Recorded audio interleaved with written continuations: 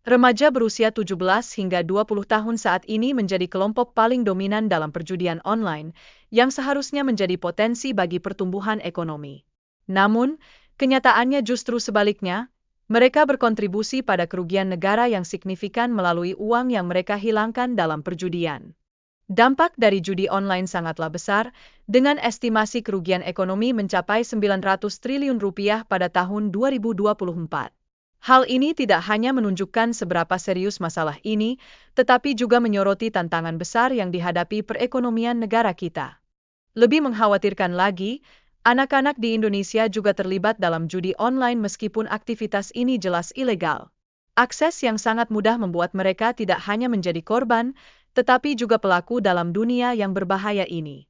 Mentalitas seorang penjudi seringkali menimbulkan kepercayaan diri yang berlebihan, di mana individu merasa mereka bisa menang. Namun, kenyataannya banyak yang terjerumus ke dalam kebangkrutan, yang mencerminkan bias kognitif yang kuat yang mengakar dalam diri mereka.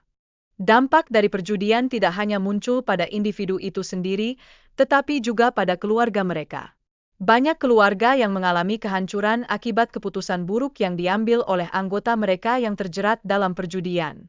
Untuk menghentikan perjudian, diperlukan keyakinan dari para pemain bahwa permainan ini dapat berbahaya. Tanpa pengalaman merasakan kerugian yang signifikan, sangat sulit bagi mereka untuk mengubah perilaku yang telah mendarah daging. Perjudian online seringkali menjadi alat bagi mereka yang memiliki mentalitas yang terganggu.